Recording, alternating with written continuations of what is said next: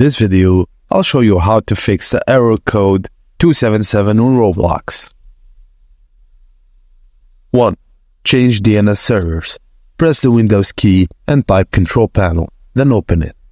Navigate to Network and Internet, Network and Sharing Center, and change adapter settings. Right-click on your active network connection and select Properties. Select Internet Protocol version 4 and click Properties again.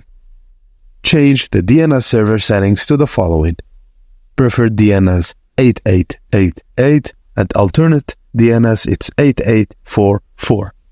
Click OK to save the changes. 2. Check your internet speed. Open a web browser and go to speedtest.net. Click Go to start the speed test, and ensure your download speed is at least 4 megabytes per second, which is the minimum required for Roblox.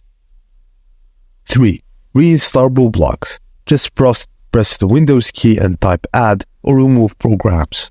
Search for Roblox in the list, click on the 3 dots next to it and select Uninstall, and you can download a fresh copy of Roblox from their website.